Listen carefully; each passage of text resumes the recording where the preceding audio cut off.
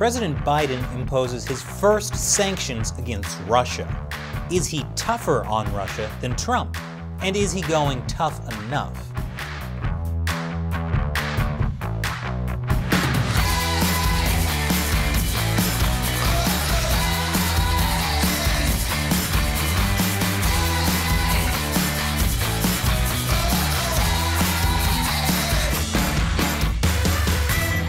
Welcome to America Uncovered. I'm Chris Chappell. This episode is sponsored by Surfshark.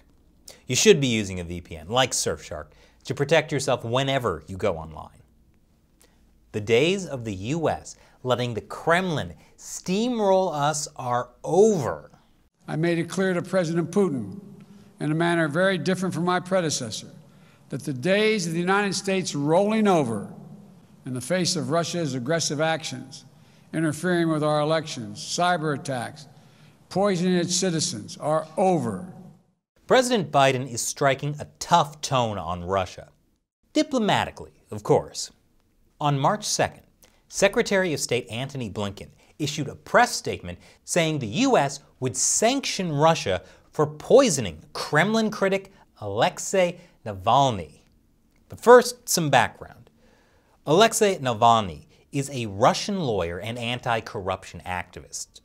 He's the guy who exposed, for example, Putin's billion-dollar estate and the bribe money Putin used to fund it. Some have called Alexei Navalny the man Putin fears most, to which the Kremlin said, "Nuh-uh, Putin's not scared of Navalny. Putin ain't scared of nobody." Well, except for his mother. Anyway, Navalny has been in and out of jail for his efforts to expose corruption among Russia's oligarchs. In August, he got sick while he was on an airplane in Russia. He fell into a coma and was flown to Germany for treatment. Labs there determined that Navalny had been exposed to a Soviet-era nerve agent, the kind still in use by the Russian military. Supposedly, Russian agents had smeared the poison on Navalny's underwear, which is why, when you're in Russia, you should never wear underwear. For the record, Putin was totally not behind any of this.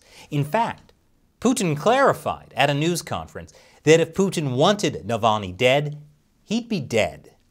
I mean, is this a man who could ever fail? So Navalny eventually recovered from the poisoning and he flew back to Russia in mid-January. But when he arrived, Russian authorities put him in jail.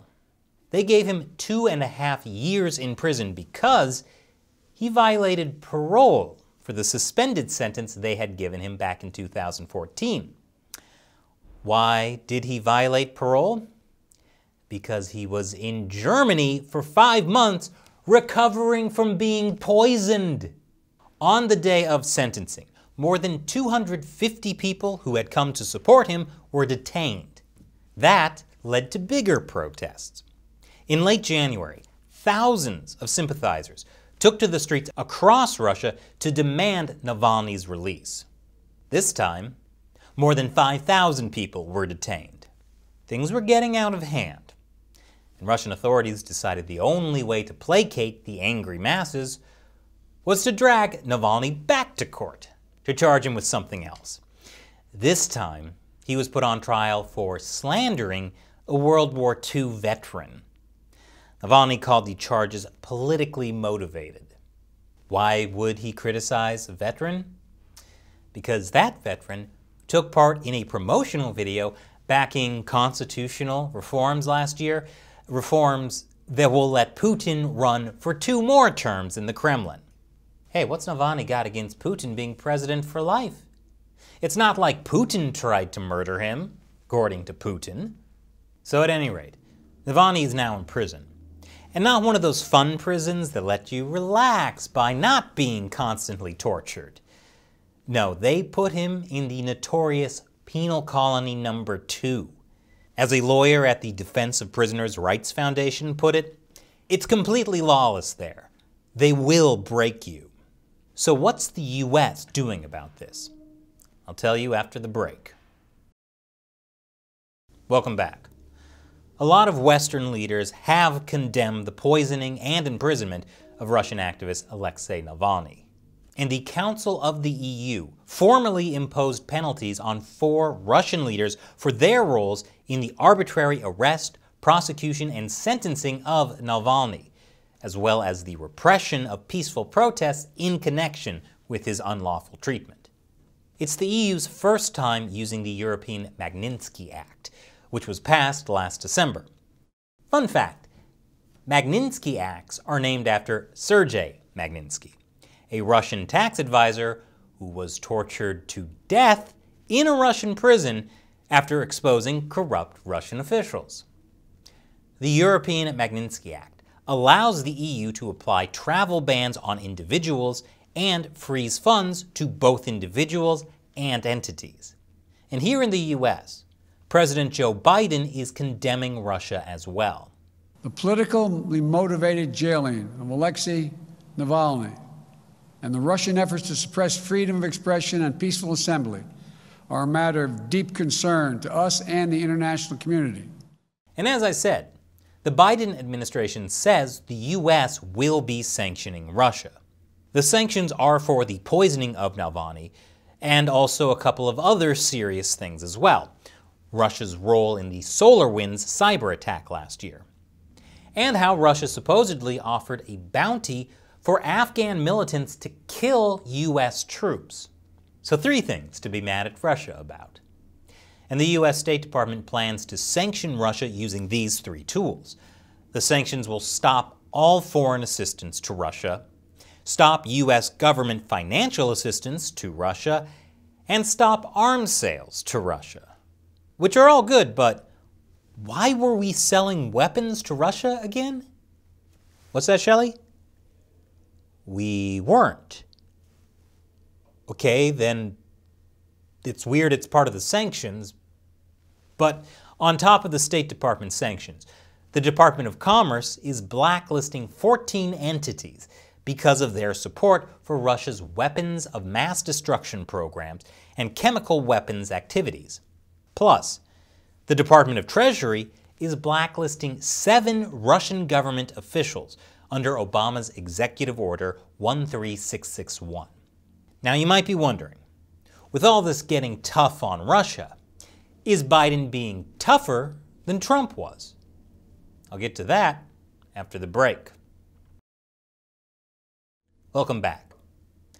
How tough was Trump on Russia? Let's start with some historical context. US-Russian relations have always been a bit complicated. In 2009, President Obama tried to reset US-Russia relations. But then a few years later, things went sour after Russia annexed part of Ukraine. But then, Obama praised Putin for working with him on the Iran nuclear deal. As for Trump, he was accused of being a Russian puppet from day one. And for years, he was accused of colluding with Russia, although a 2-year Justice Department investigation eventually concluded that he did not. Media had reported that when Alexei Navalny was poisoned in the last few months of Trump's term, Trump refused to condemn Russia for it. Nor had Trump taken an opportunity to condemn Russia's poisoning of a former Kremlin spy in 2018. And media said Trump refused to condemn Russia's role in the SolarWinds hack. But does that mean Trump was a Putin apologist, as Biden and others make him out to be? Not necessarily. The Brookings Institution counted 52 policies against Russia during the Trump administration. A lot of them were sanctions, as well as statements and indictments, plus expulsions. Contrary to the impression you might have from Vox, the Trump administration did act in response to the poisoning of the former Russian spy in 2018. And the Trump administration did formally blame Russia for the SolarWinds hack. And the Trump administration did denounce the attack on Alexei Navalny. So even though Trump himself didn't publicly condemn what Russia did, his administration's policy on Russia was actually quite tough. The libertarian think tank, Cato Institute, said during Trump's presidency that the U.S.'s policy towards Russia was as hardline and uncompromising as ever.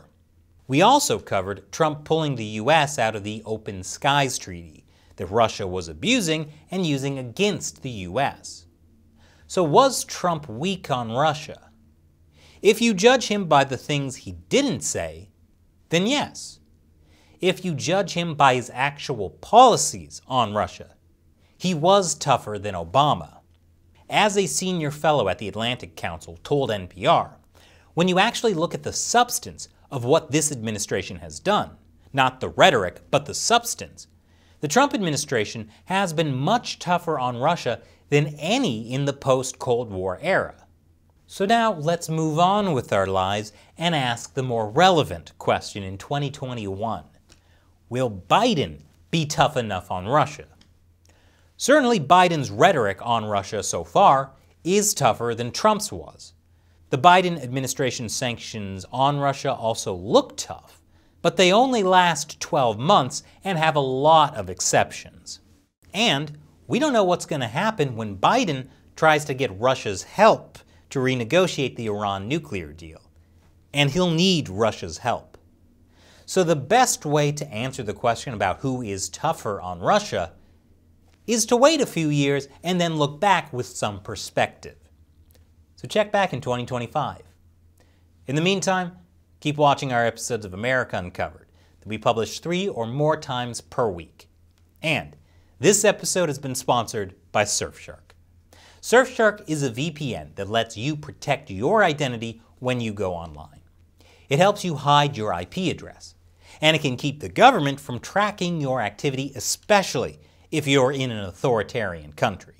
And with Surfshark's camouflage mode, even your internet provider can't tell that you're using a VPN. That helps you stay private.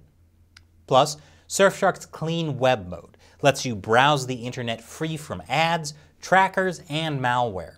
So stay safe by using Surfshark. Try it out with our special deal that includes 83% off a 2-year plan plus 3 extra months for free. Go to surfshark.com/uncovered.